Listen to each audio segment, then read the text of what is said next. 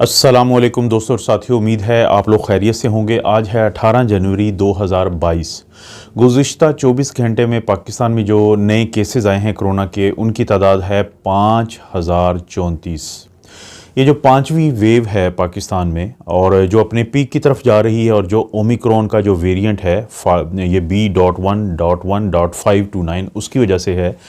तो इस वेव में ये पहली दफ़ा हुआ है कि पाकिस्तान में जो केसेस की तादाद है वो 5000 का जो एक फ़िगर है उसको वो क्रॉस कर चुकी है। और बज़ाहिर यही लगता है कि अभी कुछ दिन के लिए केसेस ऐसे ही ऊपर जाएंगे और अब तकरीबन अपनी पीक के करीब पहुंच के फिर ये वापसी की तरफ ये नीचे आना शुरू हो जाएंगे, साथ साथ ही जैसे जैसे ज़ाहिर मौसम भी तब्दील होगा। तो अगरचे पाकिस्तान में केसेस तो बढ़ रहे हैं, लेकिन एक खुशाइंद बात है कि इस वक्त पाकिस्तान में जो पहली डोज़ है वैक्सीन की वो कम से कम 10 करोड़ लोगों को लग चुकी है। और इसी तरह से जो फुली वैक्सीनेटेड लोग हैं वो भी 7.5 करोड़ से ज़ायद लोग हैं। और गुज़िश्ता 24 घंटे का भी अगर हम जायज़ा लें, अगरचे पाकिस्तान में जो एक्टिव केसेस हैं वो 53,000 हैं, 53,000 से ज़ायद हैं, लेकिन जो गुज़िश्ता 24 घंटे में तकरीबन 3,32,000 लोगों को पहली डोज़ लगी है और जो दूसरी डोज़ होती है वो तकरीबन 4.5 जो लाख लोग हैं उनको लगी है। और कितनी डोजेस दी गई हैं गुज़िश्ता 24 घंटे में? 7.5 लाख से ज़्यादा। तो ये चीज़ें बहुत खुशाइंद हैं कि लोग वैक्सीन लगवा रहे हैं, और बहुत सारे वो लोग हैं जिनको कुदरती तौर पे भी पहले इन्फेक्शन हो चुकी है और वो उससे सेहतयाब हुए हैं। तो आज की जो ये वीडियो है कुछ ऐसे ही सवालात का जवाब देने की एक कोशिश है कि बहुत सारे लोग इससे मुतल्लिक सवाल पूछते हैं कि अगर फ़र्ज़ करें कि वो जाते हैं एक बूस्टर लगवाने के लिए, लेकिन उनको अगर उसी वक्त यानी उससे 1-2 दिन पहले या उसके बाद जो है वो कोरोना की इन्फेक्शन भी हो गई है, तो क्या ये चीज़ उनके लिए ख़तरनाक साबित हो सकती है, उनके फ़ायदे की साबित हो सकती है? या फ़र्ज़ करें कि एक और सवाल इसी से मुताल्लिक़ वो पूछते हैं कि अगर किसी को कुदरती तौर पे कोरोना की इन्फेक्शन हो गई है तो उसको कितने दिन के बाद जाके बूस्टर लगवाना चाहिए? दोस्तों, सबसे पहले मैं इस सवाल का जवाब देता हूँ कि अगर किसी को कोरोना की इन्फेक्शन हो गई है और उसका बूस्टर का भी टाइम है तो उसको क्या स्ट्रेटजी को फॉलो करना चाहिए। होता यह है कि इससे पहले जो दुनिया में एक असूल बनाया गया था वो ये बनाया गया था कि अगर किसी को कुदरती तौर पे कोरोना की इन्फेक्शन हुई है तो वो 90 दिन यानी 3 महीने इंतज़ार करेगा और 3 महीने के बाद जाके वो अपना वैक्सीन लगवाएगा या आजकल की सूरत हाल में वो बूस्टर लगवाएगा। लेकिन इससे नुकसान ये होने लगा था कि बहुत सारे लोग जो 3 महीने का ये वक्फ़ा था उसके दौरान गायब हो जाते थे कि वो अपनी वैक्सीन को ही या भूल जाते थे या वो लगवाना नहीं चाहते थे या वो उस स्टेट ऑफ माइंड में चले जाते थे या वो सोचना शुरू कर देते थे कि उनको ज़रूरत ही नहीं है। तो अब नया जो असूल है, नई जो गाइडलाइंस हैं वो ये हैं कि अगर आपको कोरोना की इन्फेक्शन हुई है कुदरती तौर पे वायरस से, तो उसके बाद जब आपका आइसोलेशन ख़त्म हो जाता है या आपकी अलामात ख़त्म हो जाती हैं तो उसके बाद आप जाके लगवा सकते हैं। एक तो ये पॉइंट ऑफ व्यू है। लेकिन अभी भी बहुत सारे लोग जो हैं या डॉक्टर्स ये तजवीज़ करते हैं कि अगर आपको कुदरती तौर पे कोरोना की इन्फेक्शन हुई है तो आप 2 से 3 हफ्ते के बाद अपनी एंटीबॉडीज़ चेक करवाएं। अगर वो अच्छी खासी बनी हुई हैं तो आप अपना जो बूस्टर है या अपनी जो वैक्सीन है उसको थोड़ा सा लेट कर सकते हैं लगवाना, क्योंकि होता ये है कि ये जो एंटीबॉडीज़ हैं आखिरकार इन्होंने ख़त्म हो जाना है। आखिरकार ये 5 से 6 महीने के बाद ये इतनी नीचे आ जाएंगी कि फिर आपको वैसे ही वैक्सीन की ज़रूरत पड़ेगी। लेकिन अगर कुदरती तौर पे इन्फेक्शन से निकलने के बाद भी आपको जो एंटीबॉडीज़ हैं वो ज़्यादा नहीं बनी हुई, तो फिर आपके लिए ज़रूरी है कि आप जल्दी अपना बूस्टर लगवाएं या जल्दी अपनी वैक्सीन लगवाएं। अब आते हैं हम मेन सवाल की तरफ कि अगर किसी शख्स को 1 या 2 दिन पहले से कोरोना हो गया है और उसके बाद उसने बूस्टर भी लगवाया है तो क्या उसको फ़ायदा है या नुकसान है? कैसे पता चलेगा कि किसी को कोरोना की अलामात हैं या वैक्सीन की अलामात हैं? क्योंकि जब आप वैक्सीन लगवाने जाते हैं तो ज़ाहिर है वहाँ पे अमला आपसे पूछता ज़रूर है कि आपको क्या कोई बुखार या आपको जिस्म में दर्द या इस तरह की कोई अलामात तो नहीं आ रही। उसके 2 मकसद होते हैं। पहले तो ये जांचना कि अगर आपको ये अलामात हैं तो वो आपको कहेंगे कि बजाय वैक्सीन लगवाने के बेहतर है कि आप अपना PCR करवाएं ताकि आपको ये पता चल सके कि आपको पहले ही आपके अंदर कोरोना वायरस है, ताकि मज़ीद उसके हिसाब से चला जाए। दूसरी वजह ये होती है कि अगर आपको कोई अलामात आ रही हैं तो अमले के लोगों को और वहाँ पर मौजूद जो बाकी लोग वैक्सीन लगवाने आए हुए होते हैं उनको बचाया जाए कोरोना वायरस से, जो हो सकता है कि उस वक्त आपके अंदर हो, जिसकी वजह से अलामात पैदा हो रही हैं। क्योंकि होता यह है दोस्तों कि जब भी वैक्सीन लगेगी तो आपको बताया जाता है कि आपको 2 से 3 दिन के लिए बुखार हो सकता है, आपके जिस्म में दर्द हो सकता है, आपको पट्ठों में दर्द हो सकता है, थकावट हो सकती है, लेकिन आप सिर्फ पैरासीटामोल लेंगे, रेस्ट करेंगे, पानी ज़्यादा पिएंगे तो ये ख़त्म हो जाएगा। लेकिन बदकिस्मती की बात यही है कि इसी तरह की अलामात जो हैं वो फिर कोरोना के वायरस की वजह से भी आती हैं। तो सवाल ये पैदा होता है कि कैसे पता चल सकता है कि ये जो अलामात हैं ये वैक्सीन की वजह से हैं या कोरोना की इन्फेक्शन की वजह से है जो उसी वक्त आपके अंदर गया है जिन दिनों में आपने वैक्सीन या बूस्टर लगवाने की कोशिश की है। 2 बड़े फ़र्क हैं। एक तो वैक्सीन की वजह से आने वाली जो अलामात हैं वो ज़्यादा से ज़्यादा 72 आवर्स या 3 दिन तक रहती हैं, लेकिन अगर किसी की ये जो अलामात हैं ये 4 दिन, 5 दिन या 6 दिन रहती हैं तो बहुत ज़रूरी है आप अपने डॉक्टर से दोबारा रब्ता करें और अपना जो PCR का टेस्ट है वो करवा के ये कंफर्म करें, या रैपिड एंटीजन टेस्ट आप करवा सकते हैं। इसके ऊपर ज़ाहिर है मैं मेन चैनल पे काफ़ी ज़्यादा वीडियोस बनाता रहता हूँ,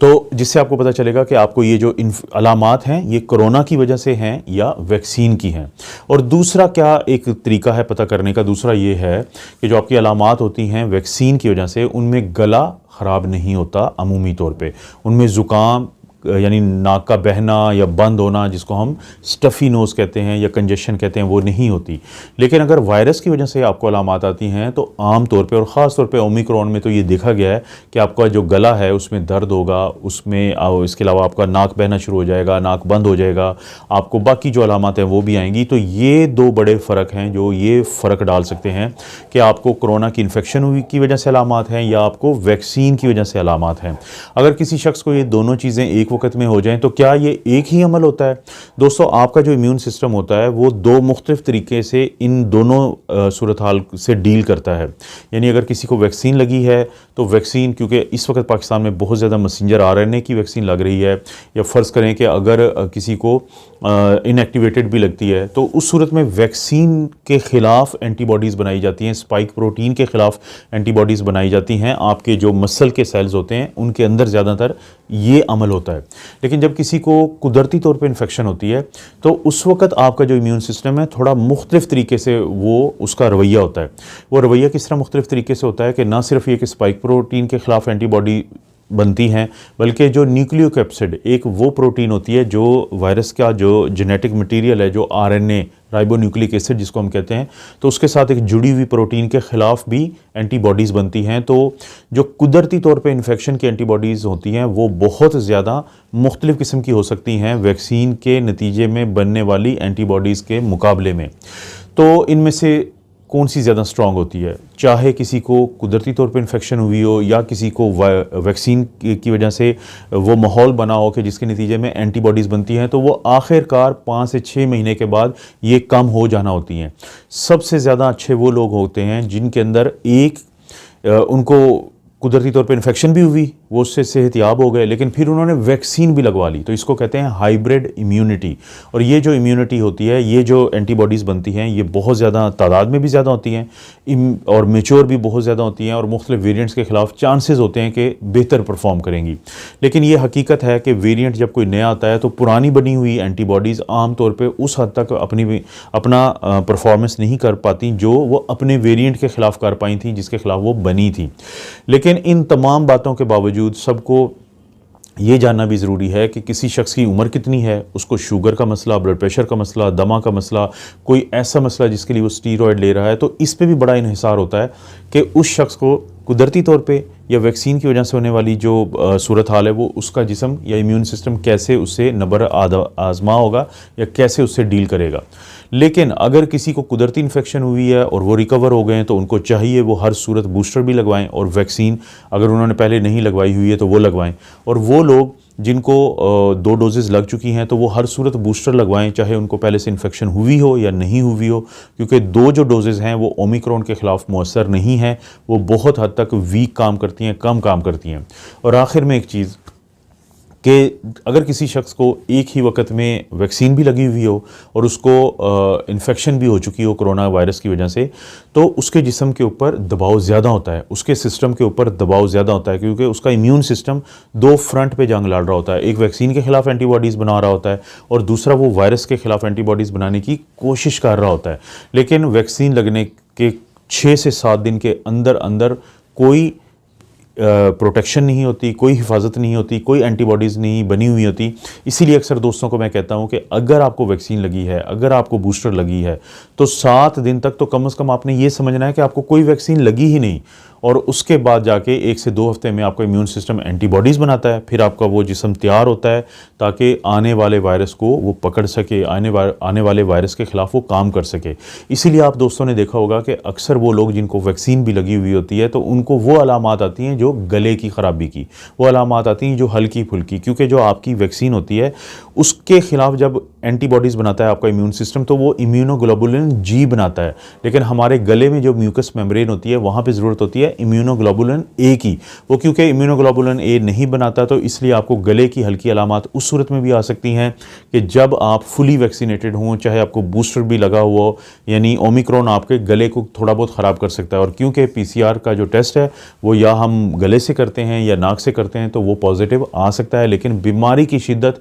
बहुत ज़्यादा चांसेस हैं कि अगर आप फुली वैक्सीनेटेड हैं, आपने बूस्टर भी लगवाया हुआ है, अगर आपको बूस्टर की ज़रूरत थी तो उस सूरत में आपको बीमारी की शिद्दत ज़रूर बहुत कम होगी, यानी हल्की फुल्की अलामात होंगी, PCR पॉजिटिव आ सकता है और जान जो है उसको नुकसान ना होने के ज़्यादा चांसेस हैं। कोई और अपडेट हुई आप दोस्तों को के लिए ज़रूर लेके आऊँगा। आप अपना और अपनी फैमिली का ख्याल रखें। अल्लाह ताला आपको और आपकी फैमिली को हर किस्म की बुराई, बीमारी और आजमाइश से महफूज रखे।